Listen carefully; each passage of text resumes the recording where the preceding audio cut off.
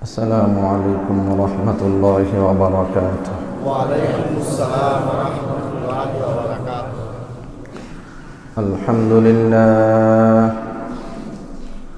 الحمد لله نحمده ونستعينه ونستغفره ونؤمن به ونتوكل عليه ونعوذ بالله من شرور أنفسنا ومن سيئات أعمالنا.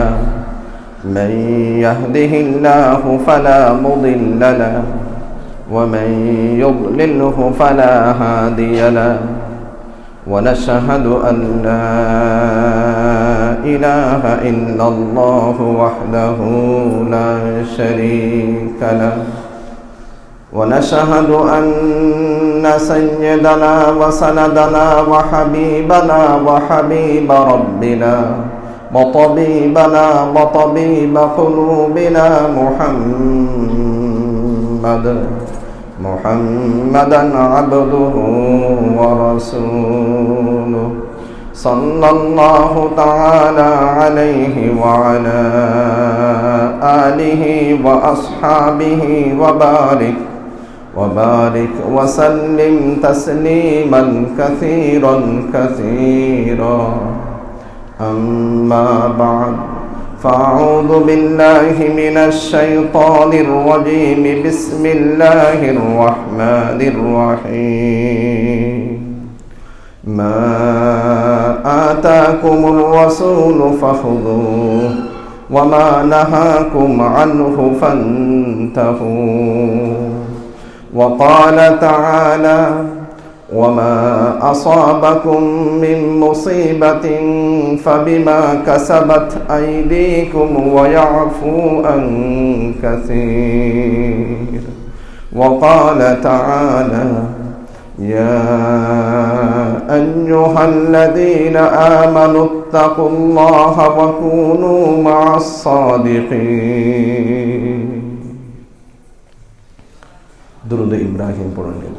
اللهم صل على محمد وعلى آل محمد كما صليت على إبراهيم وعلى آل إبراهيم إنك حميد مجيد. اللهم بارك على محمد وعلى آل محمد كما باركت على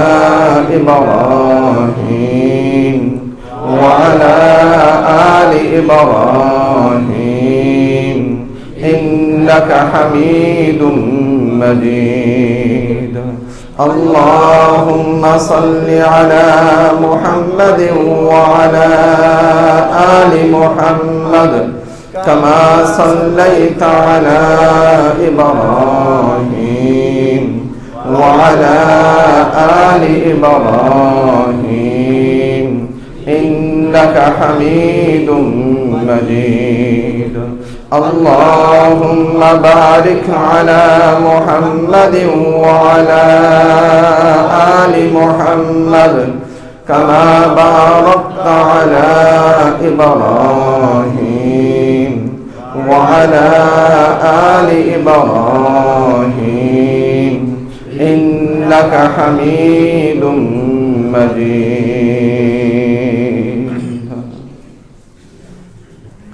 صدق الله مولانا العظيم وصدق رسوله النبي الكريم ونحن على ذلك من الشاهدين والشاكرين والحمد لله رب العالمين.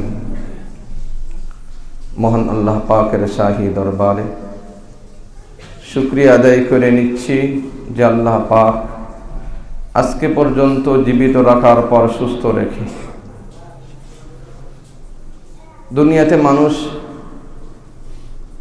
যখন গায়ে শক্তি থাকে, অর্থ থাকে, ক্ষমতা থাকে, তখন আল্লাহ তাআলার শক্তি ক্ষমতা অন্তরে বিশ্বাস করলেও বাস্তবিক অর্থে বিশ্বাস করতে দেরি হয়।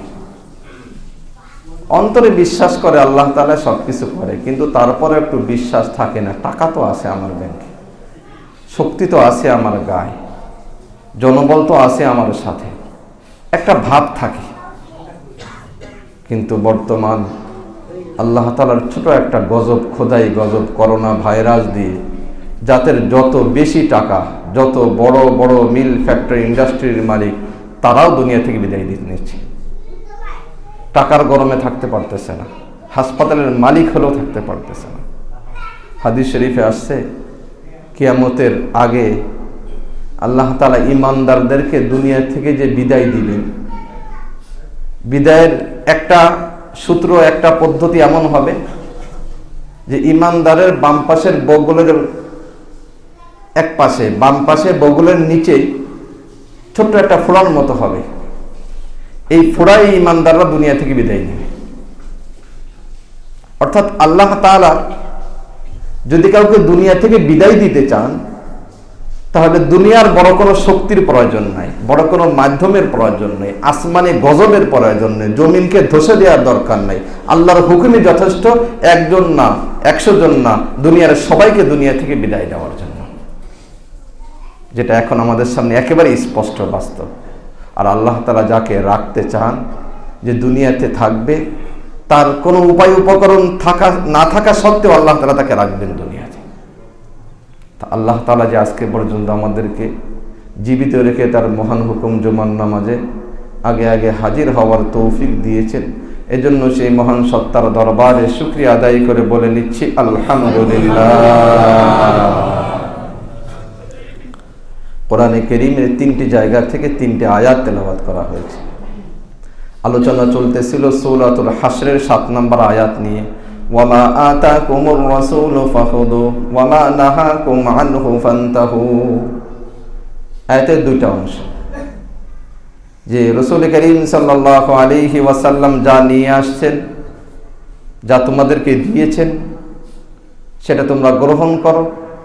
আর রাসূল করিম সাল্লাল্লাহু আলাইহি ওয়াসাল্লাম যেটা থেকে বিরত থাকতে বলেছেন, যেটা না করতে বলেছেন, সেটা থেকে তোমরা বিরত থাকো, সেটা করো না। একটা হলো ইতিবাচক, আর একটা হলো নেতিবাচক। ইতিবাচকটাকে আমরা ইবাদত বলি। ইবাদত বন্দেগী যা কিছু আছে সব আল্লাহ তাআলার হুকুম। জুমার নামাজ পড়তে আসছি, ইবাদত। জিকির আজকার করি, ইবাদত। তেলাওয়াত করি, ইবাদত। এগুলো সব ইবাদত, এটা আল্লাহ তাআলার আদেশ। দ্বিতীয়টাও আল্লাহ তাআলার আসে, ওয়ামা নাহাকুম আনহু ফান্তাহু, যেটা থেকে বিরত থাকতে বলা হয়েছে সেটা থেকে বিরত থাকো। গুনাহ থেকে বিরত থাকতে বলা হয়েছে।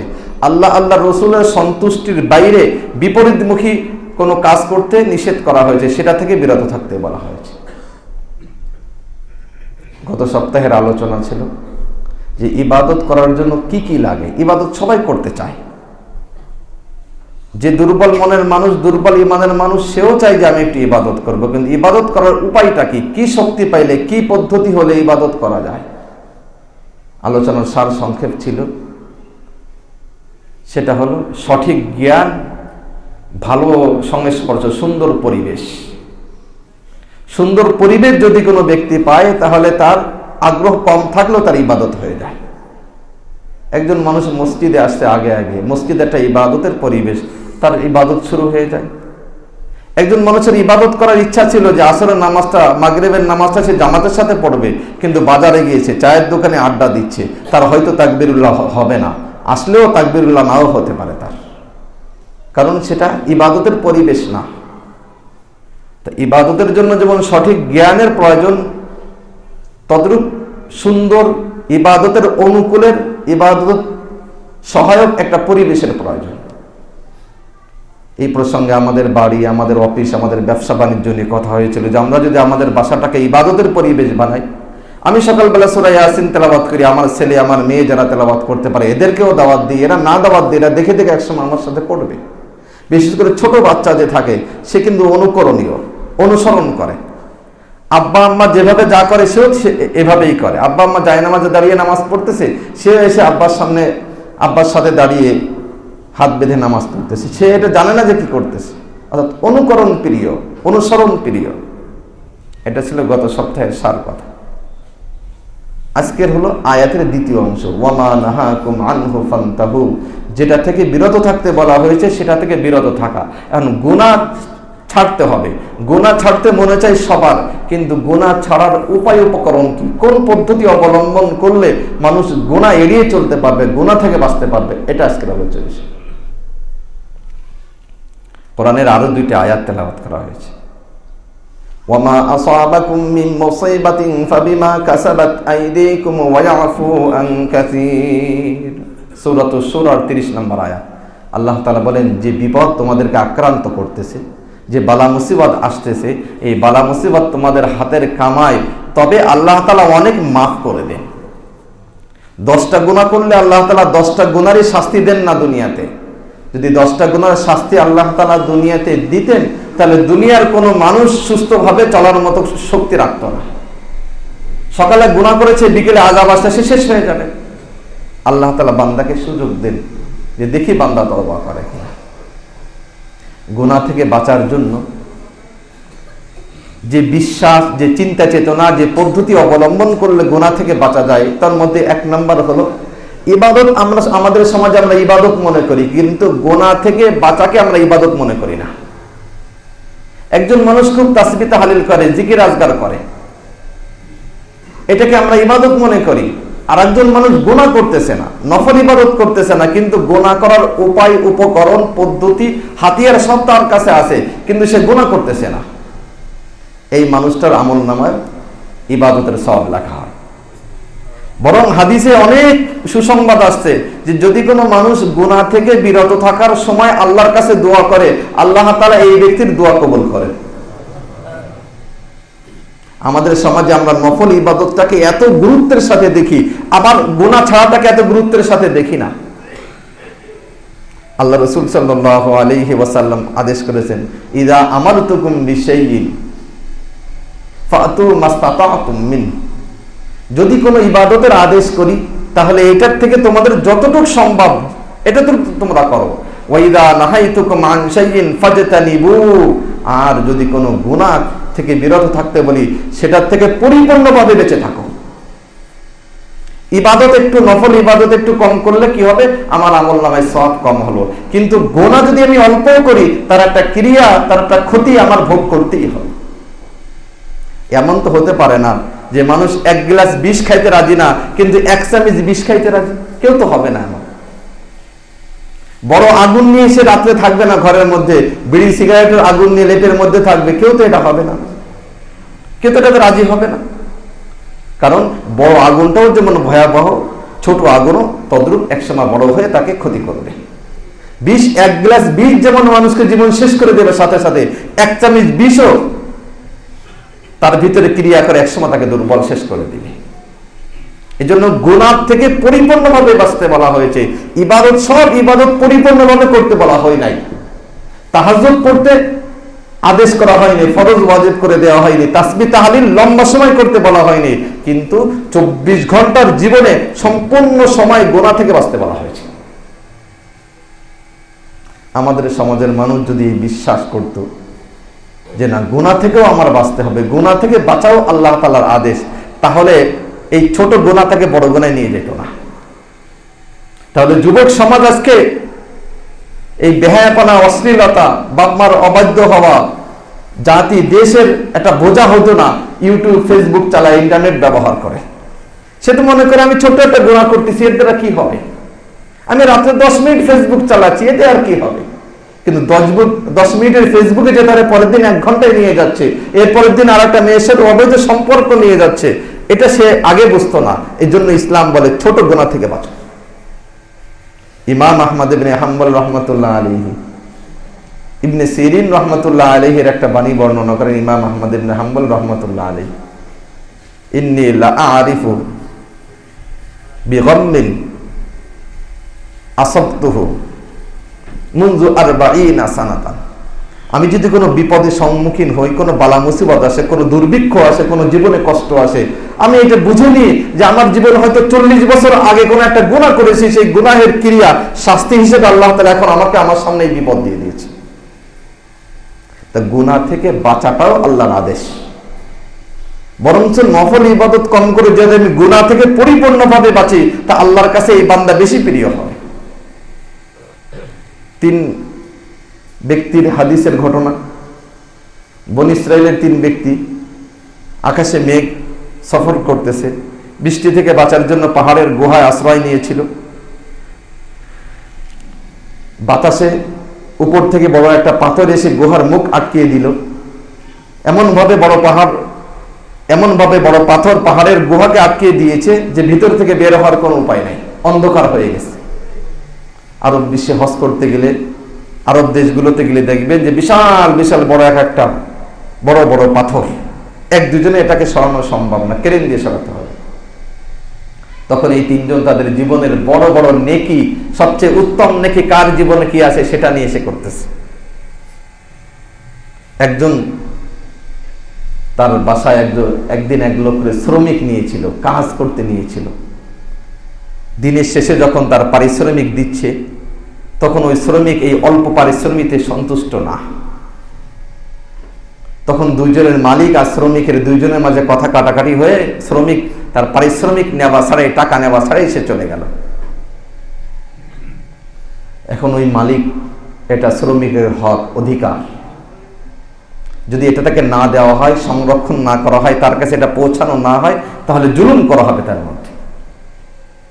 আমাদের সমাজে আছে, সামনের কাতারে নামাজ পড়ে, সিজদা দিতে দিতে কপালে দাগ পড়ে গেছে, হাতে তসবিহ থাকে, কিন্তু মানুষের হক ঠকানোর ব্যাপারে চিন্তা করে না। দুর্বলকে ফাঁকা পাইলে একটু আঘাত করার চেষ্টা করে, হকটা কম দেওয়ার চেষ্টা করে, চাপা দিয়ে কম দেওয়া যায় কেন একটু। অর্থাৎ এটাকে সে ইবাদত মনে করতেছে না, এটাকে সে মনে করতে স্বাভাবিক লেনদেন না। এই তাসবিহ তাহলিলের চাইতে আরেকজনের উপর জুলুম করা, আরো জুলুম না করা আল্লাহর কাছে আরো বেশি দামি। ঠিক ওই ব্যক্তি ভাবছে যে তার তো হক, এই হকটা তো নষ্ট করা যাবে না, সেটাকে সংরক্ষণ করে রাখছে। অনেক দিন পরে ওই শ্রমিক আসছে, অভাবে পড়েছে, এখন অল্প হলেও সে সন্তুষ্ট হবে। এই জন্য ওই মুনিবের কাছে, ওই যার কাজ করেছিল তার কাছে এসে যখন বলছে যে আমি তো অনেক দিন আগে আপনার বাসায় কাজ করেছিলাম, আমি তো কিছু পাওনা ছিল আপনার কাছে, সেটা দিয়ে দিলে। তখন ওই মুনিব, ওই মালিক বলে, যাও অমুক জায়গায় দেখো 1 পাল বকরি আছে, এবং বকরির সাথে একটা রাখালও আছে, ওই রাখালও তোমার, বকরি পালও তোমার। এখন ওই শ্রমিক আশ্চর্য হচ্ছে যে আপনি কি আমার সাথে ঠাট্টা করতেছেন, মস্কারি করতেছেন? আমি আপনার কাছে পাইতাম অল্প একটু, আপনি ওই সময় ওইটা দেন নাই, আর এখন আপনি এত পাল আমাকে দেখাচ্ছেন, এটা কি ঠাট্টা মস্কারি করতেছেন? অনেক সময় হয় না, তোর এটা হবে না, তোরা কি 1000 টাকা নোটটা দিয়ে দিব, বলে মানুষ। তখন ওই ব্যক্তি বলে যে না, আমি তোমার সাথে উপহাস ঠাট্টা মস্কারি করতেছি না, তুমি আমার বাসায় শ্রম দিয়েছিলে, তোমার পারিশ্রমিক আমি কিছুদিন জমা রাখছিলাম, জমা রাখার পরে মনে হলো যে তোমার এইটা তো অনেকদিন থাকতেছে, এটাকে আমি বিনিয়োগ করি। তখন আমি আমার বকরির পালের সাথে একটা বকরি কিনে দিয়েছিলাম, এবং ওই বকরিটার হিসাব আমি রাখছিলাম। তার থেকে বাচ্চা আস্তে আস্তে আস্তে আস্তে এখন এই বড় পাল, এই রাখাল সব তোমার ওই একদিনের শ্রমিকের বিনিময়, এটা একদিনের পারিশ্রমিকের বিনিময় তোমার এটা। তখন ওই মুনিব, ওই পাহাড়ের গুহায় একজন ছিল, 3 জনের একজন, সে আল্লাহর কাছে দোয়া করতেছে, আল্লাহ আমি যদি ওই অপরের হকটা রক্ষা করে থাকি আপনার সন্তুষ্টির জন্য, আমি তার উপর জুলুম করি নাই, তাকে আমি ঠগাই নাই, তাকে আমি হক থেকে বঞ্চিত করি নাই, সুতরাং এটা যদি আমি আপনার জন্য করে থাকি, এই গুনাহ থেকে যদি আমি বেঁচে থাকি, তাহলে আজকে আমাদের জন্য এই জায়গা থেকে মুক্তির পথ বের করে দেন পাহাড়ের গুহা থেকে। এই দোয়া করার সাথে সাথে পাহাড়ের মুখের পাথর একটু সরে সূর্যের আলো ঢোকা শুরু হয়েছে। 3 জনের একজনের দোয়াটা কিন্তু কোনো ইবাদত না, কোনো তাহাজ্জুদ না, কোনো দান সদকা না, কোনো লম্বা হজ উমরা না, বরঞ্চ কি আরেকজনের উপর জুলুম করে নাই, জুলুম করা থেকে বিরত রয়েছে। জুলুম না করা ইবাদত। ক্ষমতা আছে আমার, আমি পারি আমার অধীনস্থ দুর্বলের উপর জুলুম করতে, আমি জুলুম করতেছি না, এটাও আমার ইবাদত হচ্ছে। আমরা তো যখন ক্ষমতা পাই না, শক্তি নাই, তখন যা মাফ করে দিলাম। যদি ক্ষমতা থাকতো তাহলে ঘাড় মটকিয়ে নিয়ে আসতাম তার থেকে হকটা, যে আমার হক দিয়ে দিতে। এখন হাসির গল্প আছে না, বাঘ আর হরিণ, বাঘ বুড়া হয়ে গেছে, দাঁত পড়ে গেছে সবগুলো, জঙ্গলে বসে বসে হাতের উপর ভর দিয়ে চিন্তা করতেছে। সামনে দিয়ে হরিণ যাচ্ছে, আর কোনো চ্যাট আসে না শরীরের মধ্যে, কোনো তেজ আসে না। তা হরিণ জিজ্ঞেস করে, কি হয়েছে বাদশা মহারাজ, এমন কেন? তখন বলে যে আমি ভালো হয়ে গেছি, দরবেশ হয়ে গেছি। আমি দরবেশ হয়ে গেছি। না আছে থাবাই শক্তি, না আছে মুখে দাঁত, হরিণে যে থাবা দিয়ে ধরবে আর তার গোল যে চিড়িয়ে ভরে খাবে সেই শক্তি নয় নয়, এখন দরবেশ হয়ে গেছে। এই দরবেশ আল্লাহর কাছে মূল্য নাই। দরবেশ হতে হলে গায়ের শক্তি থাকা অবস্থায় দরবেশ হইতে হবে, যে আমি কি করতে পারি, গুনাহ করতে পারি ক্ষমতা আছে, আমি জুলুম করতে পারি ক্ষমতা আছে, আমি প্রতিশোধ নিতে পারি ক্ষমতা আছে, কিন্তু আমি আল্লাহর ওয়াস্তে এটা অন্যায় গুনাহ এই জন্য করলাম না, মাফ করে দিলাম। এটা আল্লাহর কাছে দাম। এক ব্যক্তি দোয়া করলেন, দ্বিতীয় ব্যক্তি দোয়া করলেন, একই রকম, কোন ইবাদত না, গুনাহ থেকে বাঁচছে। চাস্তো বোনের সাথে অসৎ উদ্দেশ্য নিয়ে যখন প্রস্তাব দিয়েছিল, চাস্তো বোন বলেছিল এরার জন্য, বাঁচার জন্য, যে যদি 1000 স্বর্ণ মুদ্রা, 1000 স্বর্ণের টাকা যদি তুমি আমাকে দাও, তাহলে আমি তোমার এই উদ্দেশ্য, তোমার ইচ্ছা বাস্তবায়ন করবো, তোমাকে সুযোগ দিব। দীর্ঘদিন ধরে 1000 স্বর্ণ মুদ্রা জমা করে যখন চাস্তো বোনকে দিয়ে তখন এই অসৎ উদ্দেশ্য বাস্তবায়ন করার জন্য চেষ্টা করেছিল, তখন শেষ মুহূর্তে, একেবারে আগ মুহূর্তে চাস্তো বোন বলেছিল, ইত্তাকিল্লাহ, আল্লাহকে ভয় করো, তুমি যে গুনাহ করতেছো তুমি আল্লাহকে ভয় করো। অনেক সময় মানুষের ছোট একটা কথা হেদায়েতের জন্য দিলে লেগে যায়। লম্বা কথা লাগে না, কিন্তু কোনো এক সময় ছোট কথা লেগে যায়। ওই ব্যক্তির দিলে এটা লেগে গেছে। লেগে যাওয়ার পর ওই স্বর্ণ মুদ্রাও তাকে দিচ্ছে, গুনাহ থেকেও বাঁচছে। ওই ব্যক্তি ছিল পাহাড়ের গুহায় আরেক ব্যক্তি, দ্বিতীয় ব্যক্তি, সে আল্লাহর কাছে দোয়া করে, আল্লাহ এই গুনাহ থেকে যদি আমি বেঁচে থাকি আপনার সন্তুষ্টির জন্য, গুনাহ থেকে বেঁচে থাকার উদ্দেশ্যে, তাহলে আজকে আপনি আমাদেরকে এই জায়গা থেকে বের হওয়ার রাস্তা খুলে দেন। দোয়া করেছে, তখন পাথরের এক তৃতীয়াংশ সরছে, আরেক তৃতীয়াংশ সরে এদের জন্য সূর্যের আলো বাতাস আরো বেশি ঢোকার ব্যবস্থা হয়ে গেছে। এখন চিন্তা করি, আমাদের যাদের হাতে বড় বড় অ্যান্ড্রয়েড সেট আছে, ইন্টারনেট আছে, ওয়াইফাই ফ্রি, বাসার ওয়াইফাই, অফিসের ওয়াইফাই ফ্রি, কেউ না থাকলে যদি আমি এই গুনাহ থেকে বাঁচতে পারি, যদি আমি গুনাহ না করি, তাহলে বুঝতে হবে আমি আল্লাহর জন্য গুনাহ করতেছি না।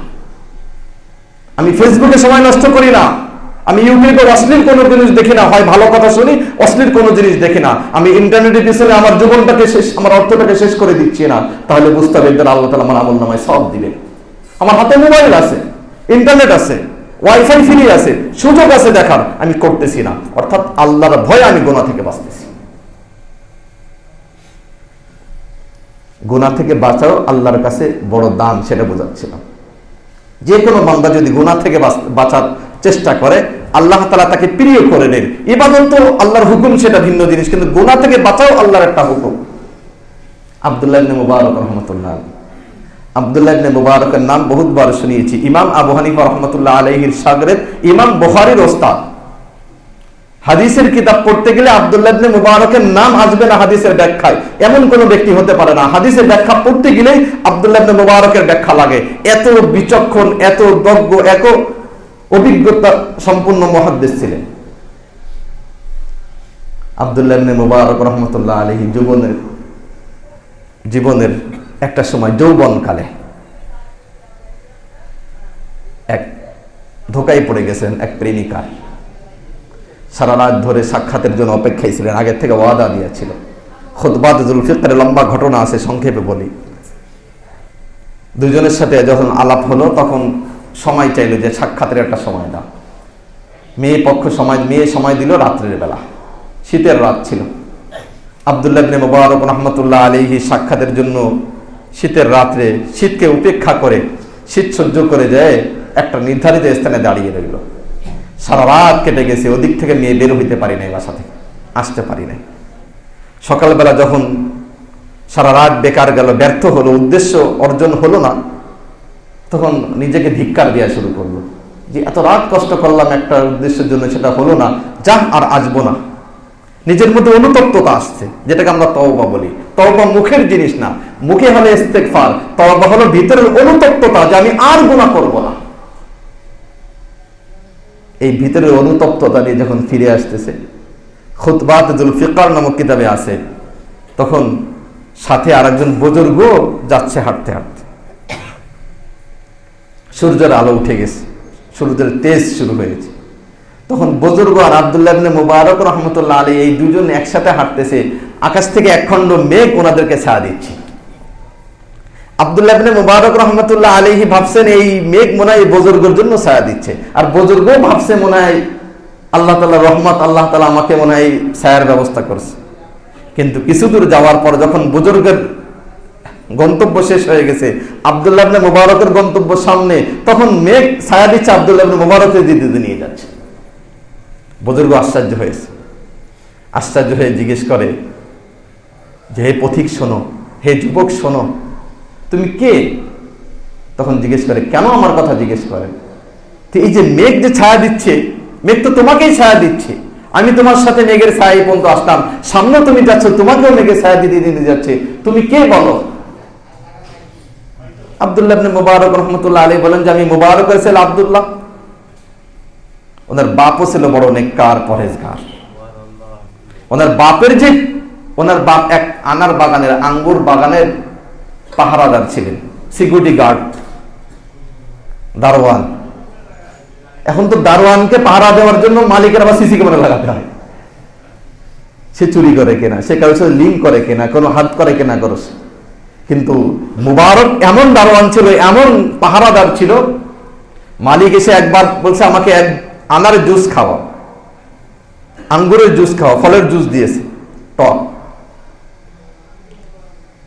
আর একটা আনো, মিষ্টি আনো, একটা দুইটা তিনটা আনছে, তিনটা গাছ থেকে, তিনটা গাছের টক হয়েছে।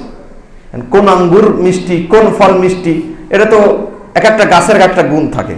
তখন ওই মালিকে রেগে গেছে যে তুমি এতদিন ধরে থাকো বাগানে, তুমি কি জানো না কোন ফল মিষ্টি, কোন গাছের ফল মিষ্টি আর কোনটা টক? তখন মুবারক উত্তর দেয় যে মুনিব, আপনি তো আমাকে থাকার অনুমতি দিয়েছেন, পাহারা দেওয়ার অনুমতি দিয়েছেন, আপনি তো এই জায়গা থেকে আঙ্গুর খাওয়ার অনুমতি আমাকে দেননি। সম্ভব এটা? পাহাড়ে দিচ্ছে, খাচ্ছে না। আমরা দোকান থেকে কিনতে গেলে আগেই তো দুটো নিয়ে খাই, আগেই খাবারটা খাওয়ার চেষ্টা করে। তখন মুনিব বুঝছে এত সাধারণ মানুষ না। তখন মুনিবের মেয়েকে বিবাহ দিয়ে ওই বাগান সহ সম্পূর্ণ সম্পত্তি সহ মোবারকের হাদিয়া দিয়ে জমিদার বানিয়ে দিয়েছিলেন। আর সেই ঘরে জন্ম নিয়েছিলেন আব্দুল্লাহ। কিন্তু জীবনের শুরুতে যৌবনের তাড়নায় একটু বিপদগামী হয়ে গিয়েছিলেন। তখন ওই আল্লাহওয়ালা বুজুর্গকে বলতেছেন যে না, আমি তো এমন কোনো ইবাদত করি না, তবে আমার সাথে এই ঘটেছে। আজকে রাত্রে একটা গুনাহের সুযোগ ছিল, সে গুনাহ হই নাই। গুনাহ না হওয়ার কারণে, সুযোগ না পাওয়ার কারণে আমার দিলে ব্যথা লাগছে। দিলের ব্যথাটাকে আমি ফিরিয়ে এনে আমি অনুতপ্ত হয়েছি, তওবা করেছি যে আমি আর এই সমস্ত গুনাহ করব না। হয়তো আল্লাহ তাআলা এই জন্য আমাকে এমন করেছে। তখন ওই আল্লাহওয়ালা বুজুর্গ বলে যে আল্লাহ তাআলা তোমাকে সূর্যের আলো থেকে মেঘ দ্বারা যেমন ছায়া দিচ্ছে, আল্লাহ তাআলা হয়তো তোমাকে জাহান্নাম থেকে ওইভাবে রহমতের ছায়া দিয়ে দিয়েছেন। এই জন্য ভাই, সুযোগ থাকা সত্ত্বেও গুনাহ না করা। যে গুনাহ আছে, এখন তো ডিজিটাল যুগ, গুনাহও ডিজিটাল যুগ, যত ডিজিটাল হচ্ছে গুনাহ তত ডিজিটাল হচ্ছে। একসময় সিনেমা দেখার জন্য টিকিট কেটে যেতে হতো, লাইন দিতে হতো, 3 ঘন্টা লাগতো, শো হতো, দিনে 3টা 4টা শো হতো। এখন তো কিছুই লাগবে না, হাতেই সিনেমা হল, হাতেই টেলিভিশন, হাতেই ডিশ লাইন। বাসে যাচ্ছে, অফিসে আছে, যেখানে আছে সেখানেই গুনাহ করতেছে। ইমানদার যদি গুনাহ থেকে বাঁচে, মুমিন যদি গুনাহ থেকে বাঁচে, তার আমল কম হোক, নফল আমল কম হোক, ওয়াজিব ফরজ সুন্নাতের পর অতিরিক্ত আমল তার নাই, কিন্তু তার আমল নামায় গুনাহ কম, এই ব্যক্তি আল্লাহর কাছে অনেক বেশি দামি। এই চিন্তা যদি একজন ইমানদারের থাকে, তাহলে তার জানা গুনাহ থেকে বাঁচা সম্ভব হবে। আল্লাহ তাআলা আমাদের সকলকে ছোট বড় সকল প্রকার গুনাহ থেকে বেঁচে থাকবার তৌফিক দান করুন। ওয়া আখিরি দাওয়ানা আনিল হামদুলিল্লাহি রাব্বিল আলামিন।